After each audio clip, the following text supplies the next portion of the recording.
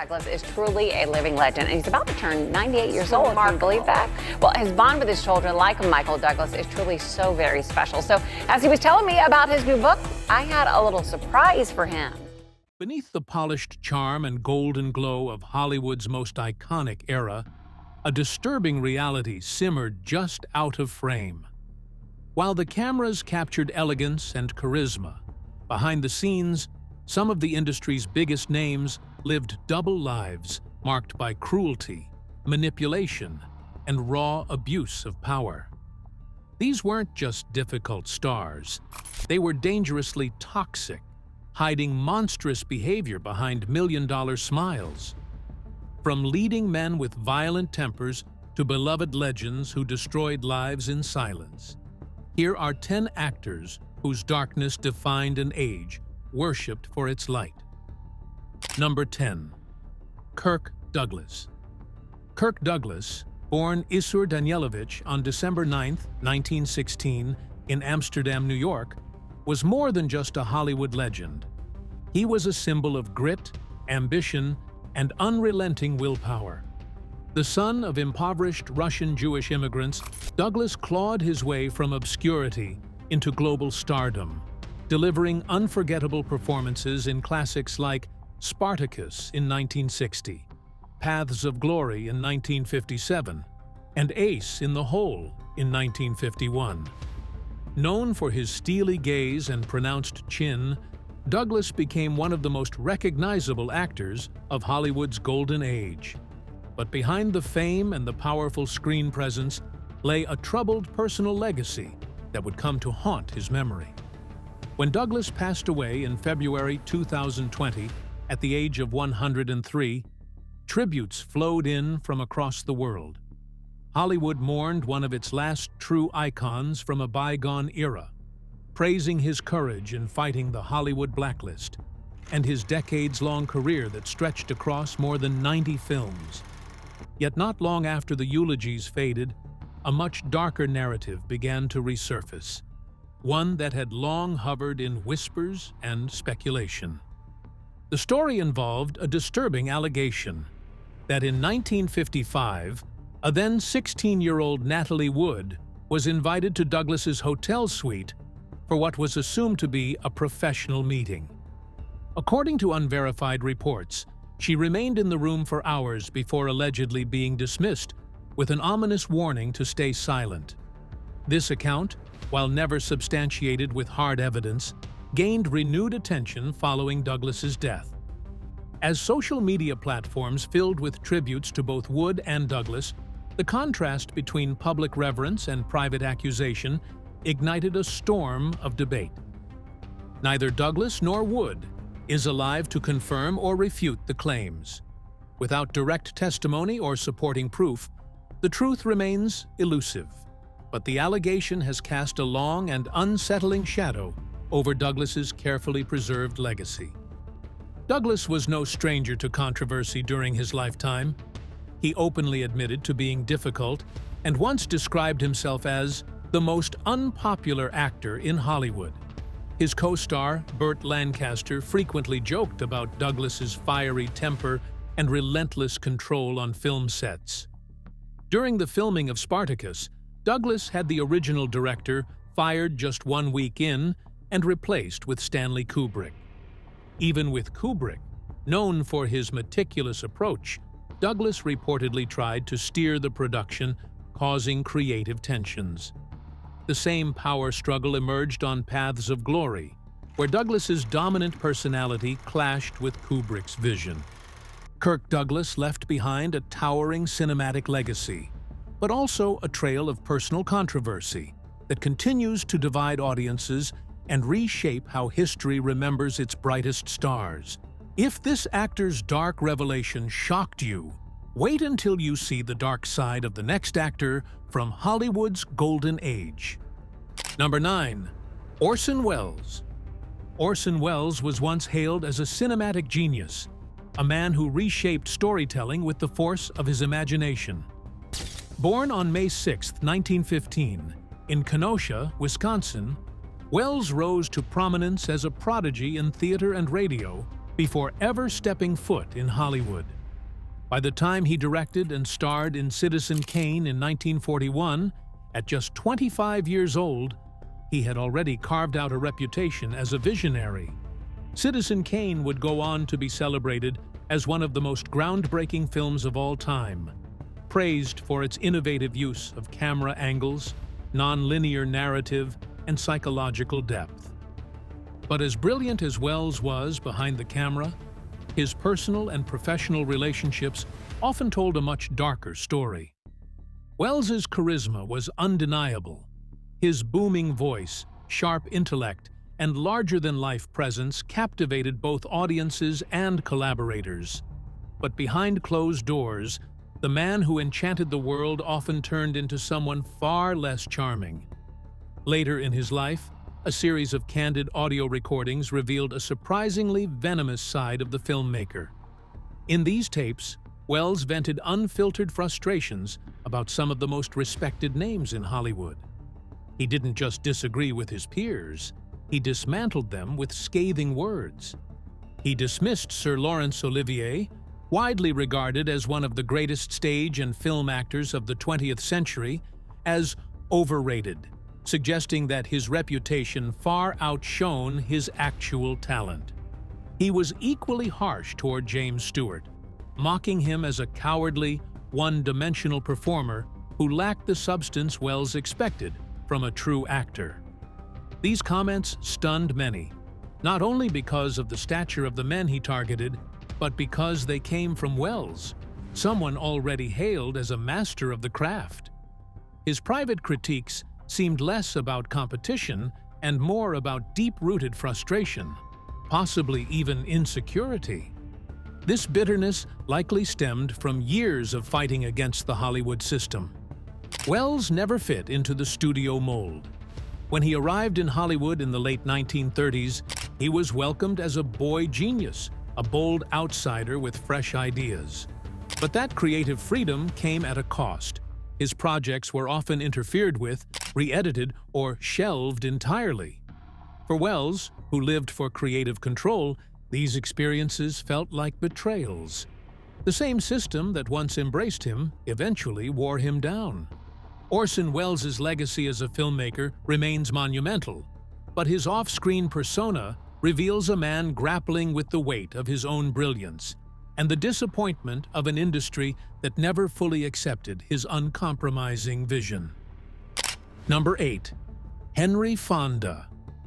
Just as Orson Welles wrestled with bitterness behind his creative brilliance, another Hollywood giant, Henry Fonda, was battling shadows of his own, not on the set, but at home. On screen, Fonda often embodied the voice of justice and moral clarity. He was the upright juror in 12 Angry Men, the principled farmer in The Grapes of Wrath, roles that cemented him as a symbol of integrity in American cinema. But the man audiences revered for his quiet strength and deep conviction was, in private, emotionally distant, unpredictable, and painfully closed off from the people who needed him most. Born in 1905 in Grand Island, Nebraska, Henry Fonda grew up in a household where feelings were considered a weakness. He was raised under strict, conservative values, which he later carried into adulthood like invisible armor. That armor shielded him not just from pain, but from connection. While he presented a calm, compassionate figure to the world, those closest to him, especially his children Jane and Peter, saw someone entirely different.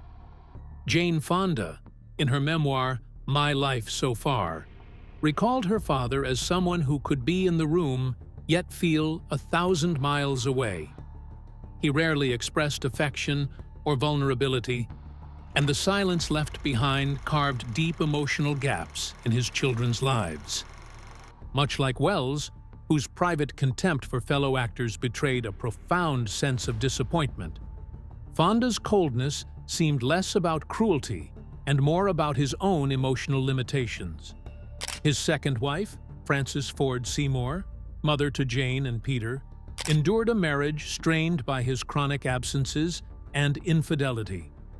Behind the facade of a perfect Hollywood family, Frances battled severe mental health issues. In 1950, her suicide shocked those around her, but Fonda, true to form, offered little in the way of emotional support to his grieving children. He barely spoke of the tragedy afterwards. Jane and Peter were left to process their loss in silence, growing up with a father who could portray empathy on screen, yet rarely showed it in real life. Fonda's pattern of emotional withdrawal extended to his romantic life as well. He married 5 times, and each relationship followed the same rhythm: an intense beginning, followed by detachment. His third wife, Susan Blanchard, 21 years his junior, described their marriage as hollow, a union where emotional intimacy simply couldn't take root.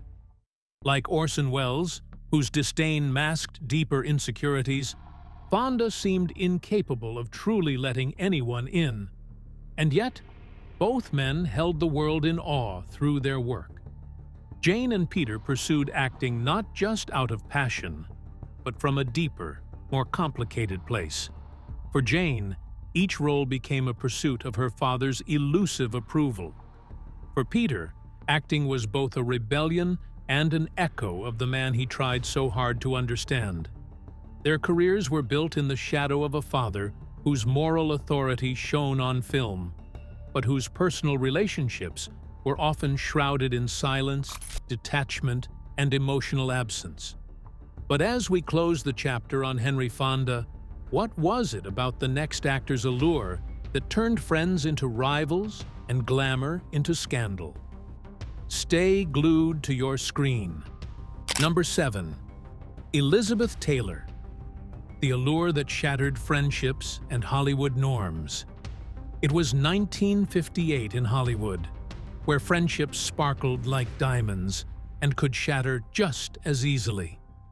Elizabeth Taylor, already known for her violet eyes and magnetic beauty, was about to ignite a scandal that would echo through the golden age of cinema. Her name had always drawn attention, but behind the charm, elegance, and dazzling red carpet smiles was a pattern of betrayal that even her most loyal fans couldn't ignore. Debbie Reynolds, the sweetheart of America, had trusted Elizabeth like a sister. Their bond wasn't just a surface friendship born of shared fame, it was a real connection. Reynolds had stood by Taylor when she lost her third husband, film producer Mike Todd, in a tragic plane crash in 1958. But grief didn't keep Taylor still for long. Within a year, she began growing close to Eddie Fisher, Reynolds' husband and Todd's closest friend. What began as comfort turned into something far darker. The media tried to romanticize it, but insiders saw the truth. It wasn't love. It was lust, hunger, and a willingness to destroy. Taylor moved with the cold precision of someone used to getting exactly what she wanted.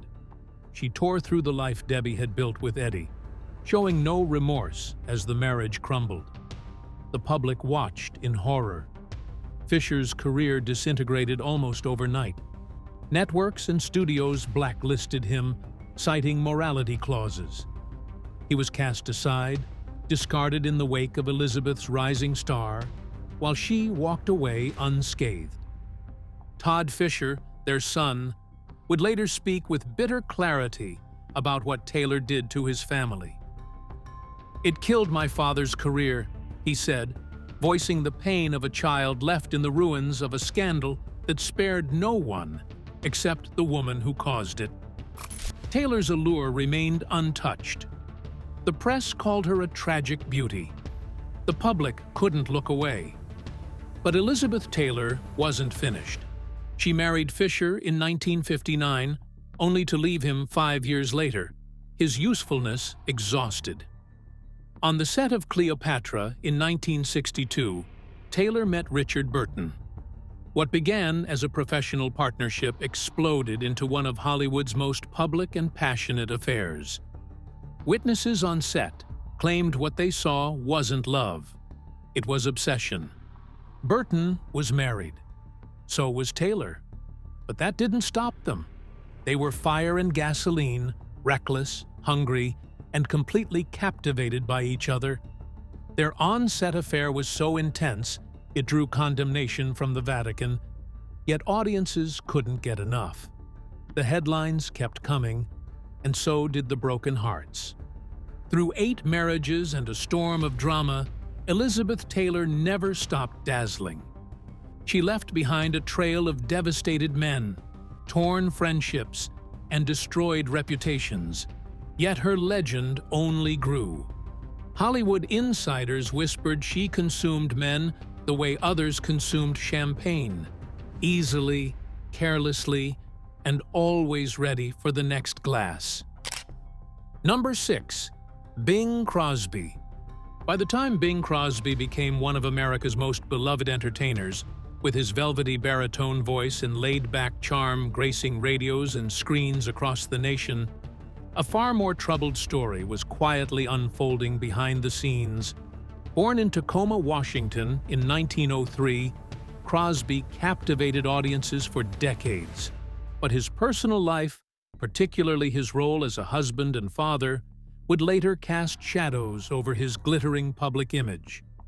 In 1930, Crosby married Dixie Lee, a fellow singer and actress whose own star was on the rise. At first glance, their union seemed like a perfect match. 2 rising talents united by love and ambition. They had 4 sons together and built a life that appeared enviable from the outside. But inside their home, the story was much more complex. Dixie, once radiant on the stage, quietly wrestled with alcoholism and mental health struggles that grew heavier with time. Her decline wasn't dramatic or loud. It was slow, silent, and corrosive. And Crosby, ever reserved and guarded, rarely spoke of the emotional toll it took on him or their children. The burden grew heavier until Dixie's death from ovarian cancer in 1952, leaving Crosby a widower and sole parent to their sons. Rather than opening up in the face of tragedy, Crosby grew colder. His public demeanor remained composed, but within the walls of his home, his stern and distant parenting style left deep emotional wounds, especially on his eldest son, Gary. In 1983, Gary published Going My Own Way, a memoir that peeled back the curtain on life as the son of a legend. In it, he described a childhood shaped by strict discipline, emotional neglect, and fear.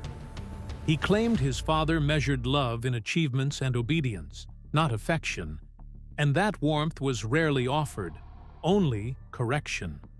Crosby, who maintained a clean and genial image on screen, was depicted by his son as emotionally unapproachable and obsessed with control. Gary's words were not only startling, they were a glimpse into how fame and privacy had twisted the family dynamic.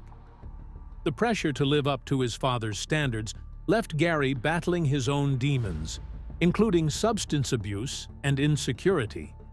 Though Bing Crosby never publicly responded to the book in detail, the revelations forever altered how many viewed the man once dubbed the most admired father in America.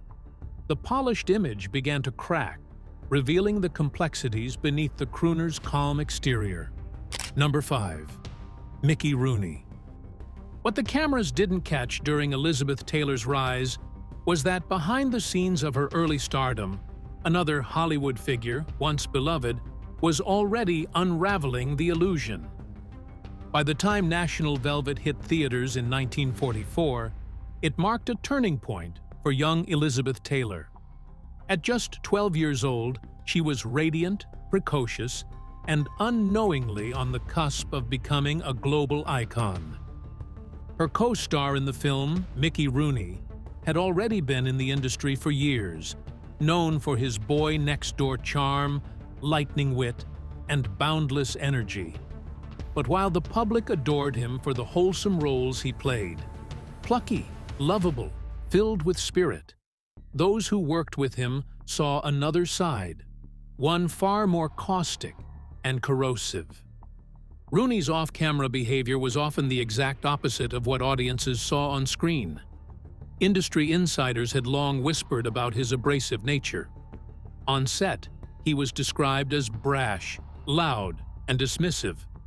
Those whispers turned into damning stories after his death in 2014, when former colleagues began speaking openly about the man behind the mask. Among the more troubling accounts was his alleged mistreatment of young Taylor during the filming of National Velvet. Decades later, insiders would recall how Rooney, then in his early 20s, treated the child actress with a mixture of condescension and inappropriate familiarity. He later dismissed her entirely, once telling an interviewer that she was overrated and spoiled, lacking the depth or discipline to make it in Hollywood. Taylor would go on to prove him wrong in every possible way, building a career that not only spanned decades, but defied expectation, while Rooney, despite an extensive filmography, became more known for his erratic behavior and turbulent personal life. The revelations didn't stop with Taylor. As time went on, other actors, directors, and crew members painted a consistent picture. Rooney could be cruel. He insulted co-stars behind their backs and in front of cameras. He lashed out at directors who questioned his choices. Even those who admired his talent found it hard to work alongside him. His professional relationships often ended in silence or bitterness, strained by his unwillingness to show empathy or humility.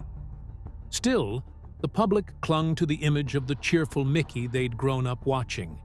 His roles were safe, his screen presence nostalgic. But after his death, the contrast between the characters he played and the man he really was became a subject of widespread reflection. Hollywood had spent decades polishing his image, an all-American actor full of charm and laughter. But when that polish wore off, what remained was a legacy deeply complicated by cruelty. And it was this very contrast between the woman Rooney claimed would never succeed and the girl who became one of the most powerful women in Hollywood that revealed just how much of classic cinema was built not only on talent, but on illusions, well-lit smiles, and carefully buried truths. Next, what do you do when a beloved comedian hides a darker truth? Stay tuned to uncover the mystery behind this star. Number 4. Peter Sellers. Following the chaos surrounding Mickey Rooney's private conduct, another Hollywood legend comes into focus, one whose comedy masked a much darker complexity behind the scenes. Peter Sellers, celebrated for his unmatched talent and iconic roles, especially as Inspector Jacques Clouseau in the Pink Panther films, had a reputation that didn't shine quite as brightly off-camera. His collaboration with director Blake Edwards produced some of cinema's most memorable comedic moments, but the path to those successes was anything but smooth. From the first Pink Panther in 1963 to A Shot in the Dark in 1964 and beyond, Sellers' brilliance was clear. His portrayal of Clouseau, a bumbling detective with impeccable timing, became a cultural phenomenon. Audiences were enthralled, but those who worked behind the camera were often caught in the storm of his unpredictable behavior. Edwards, a director known for precision and control, frequently found himself battling with Sellers' erratic moods, creative defiance, and disruptive habits. Sellers didn't just act, he transformed. He was known to slip into character and refuse to come out, even when filming had stopped. What others saw as dedication, many on set experienced as madness. Crew members recalled how Sellers, committed to improvisation and spontaneous performances, would veer off script without warning. This often left co-stars like Claudia Cardinale and Elke Sommer scrambling to keep up, frustrated by his refusal to rehearse lines or collaborate in traditional ways. Edwards, despite the tensions, continued to work with Sellers because the final product, after all the drama, was gold. But that gold came at a price. Sellers would show up late, disappear from the set, or spiral into lengthy arguments over scenes he wanted to rewrite. His desire to reshape Clouseau in real time meant he was constantly pushing against the boundaries of the director's vision. Every shoot was a gamble. What made it worse was Sellers' control over the Clouseau character. While Edwards crafted the world around the detective, Sellers often believed he alone understood how the role should evolve. He altered dialogue, restructured entire scenes, and insisted on changes that forced Edwards to adapt or risk halting production entirely. The result? A film set constantly on edge. His co-stars weren't spared either. Sellers' obsession with the character meant he rarely engaged as himself.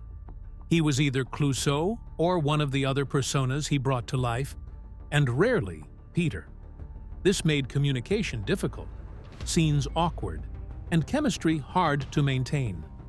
He was, as many described him, a genius wrapped in chaos, unpredictable, mercurial, and utterly exhausting. Still, despite, or perhaps because of, his madness, the films became some of the most beloved comedies of the era. But those who helped create the magic knew all too well the cost of working with Peter Sellers. Number 3. Faye Dunaway. From the moment she stepped into the spotlight, Faye Dunaway exuded a rare intensity, driven, electric, and uncompromising. Born in Bascom, Florida, in 1941, she climbed Hollywood's ranks with astonishing speed.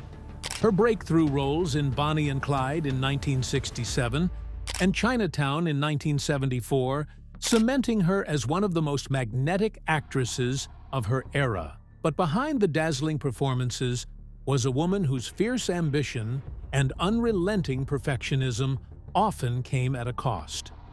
For many who worked with her, Dunaway was not just demanding, she was volatile.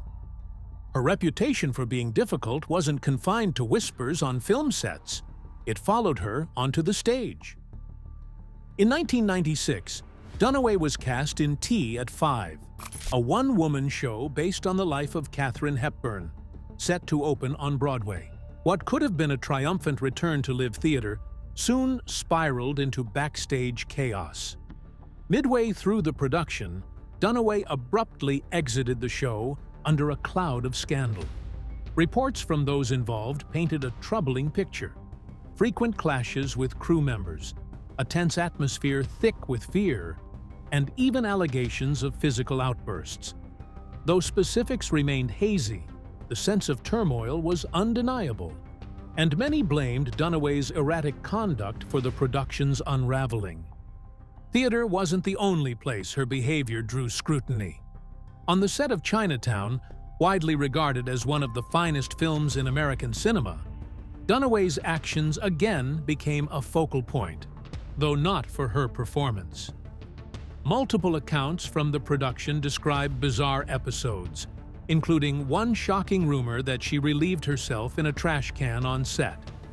Though she denied the claims, the story spread rapidly, feeding into an already growing narrative of instability. Perhaps the most infamous moment came during a confrontation with Chinatown director Roman Polanski. The two, both known for their strong personalities, often clashed throughout the filming. But one altercation reportedly ended with Dunaway throwing a cup of liquid, allegedly urine, at Polanski's face. Whether embellished or accurate, the tale became part of Hollywood lore, symbolizing the deep friction between them and reinforcing the image of Dunaway as a gifted but unmanageable force. Despite her attempts to dismiss such stories as exaggerations, the controversy remained tethered to her legacy, an enduring shadow over a career that, at its brightest, was nothing short of extraordinary. Number 2. Wallace Berry. And while the unsettling tension between Dunaway and her directors often stole headlines, a far more troubling pattern played out decades earlier on Hollywood's golden stages. where Wallace Berry stood as both a cinematic giant and a feared on-set tyrant. Known for his gruff charm and towering presence, Wallace Berry was one of early Hollywood's most bankable stars. But behind the scenes, he was a storm few dared to cross. Rising to fame in the 1920s and 30s, Berry enjoyed immense influence on set, an influence he often used in deeply troubling ways. Particularly disturbing was his treatment of younger, less experienced actors. While the public saw a beloved character actor, those who worked with him often saw a man with a fierce temper, a taste for control, and a complete disregard for the vulnerability of his co-stars. Accounts from multiple productions describe Berry's behavior as domineering and, at times, physically aggressive. He reportedly used both psychological manipulation and blunt force to establish authority, often targeting those least able to push back. The atmosphere he created was one of fear, where young actors found themselves walking on eggshells, unsure when the next outburst would come. He didn't just intimidate with words. Berry was known to manhandle fellow cast members, asserting his dominance through brute strength and cruel mockery. His volatility on set made him not only difficult to work with, but emotionally damaging to those on the receiving end. One of the most heartbreaking examples of his harshness involved his young co-star Jackie Cooper during the filming of The Champ in 1931. Just 9 years old at the time, Cooper played Berry's son in the film, a touching portrayal that moved audiences with its sincerity. But off-screen, their dynamic was anything but fatherly. In his later autobiography, Cooper recounted the pain of working alongside Berry.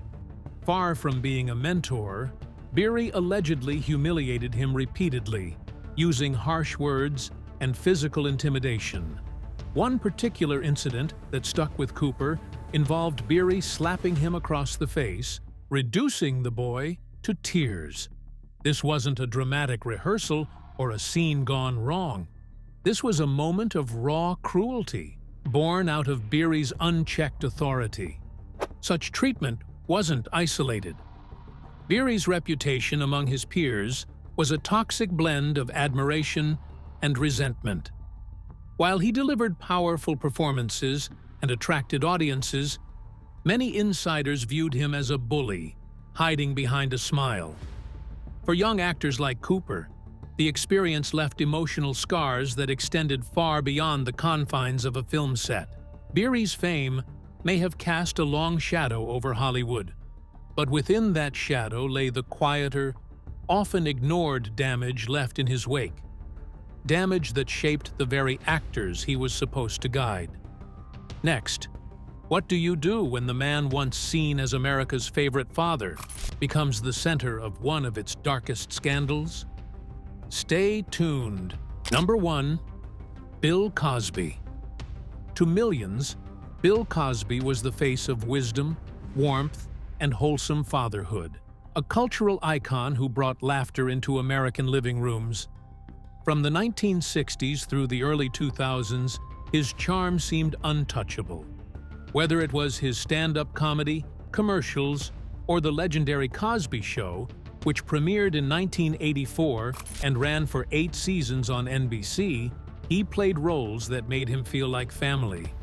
But behind the comforting image of Dr. Cliff Huxtable was a reality so disturbing, it would later shatter the trust of an entire generation. Over the course of more than 5 decades, Cosby allegedly orchestrated a pattern of abuse so deliberate and manipulative that it defied belief. He wasn't just an entertainer. He positioned himself as a mentor, a guide, a man people could depend on. And that image became his strongest weapon. According to court documents and the testimonies of over 60 women, Cosby used his influence to lure aspiring actresses, models, and students, offering mentorship, career opportunities, and fatherly advice. But behind closed doors, those invitations often turned into nightmares. The pattern was disturbingly consistent. a private meeting, a drugged drink, often laced with quaaludes, and then a total blackout. One of his accusers described the most horrifying moment not as the assault itself, but watching him later on television, smiling as the perfect dad. To her, and many others, The Cosby Show wasn't just a sitcom, it became a mask that hid a calculated predator in plain sight. Cosby's persona worked as a shield. Audiences adored him. Colleagues respected him, and victims feared no one would believe them over the man who made America laugh. Even within NBC, rumors swirled but never gained ground. One former executive disclosed that Cosby didn't just violate trust, he destroyed it. Victims weren't just robbed of safety, they were robbed of faith in humanity. Criminal psychologists later said that Cosby's manipulation went far beyond physical acts. He weaponized his image, his fame, and his authority to discredit anyone who might speak up. When Cosby was convicted in 2018, it felt like justice, until his 2021 release due to a procedural error left many stunned. Still, he refused to acknowledge any wrongdoing, claiming he was the victim of racial injustice. For every woman who came forward, attorneys estimate there are likely dozens who remained silent, too traumatized or terrified to step into the spotlight. What are your thoughts on these stars and their difficult personalities? Share your opinions in the comments below. And don't forget to give it a like and subscribe to the channel for more content.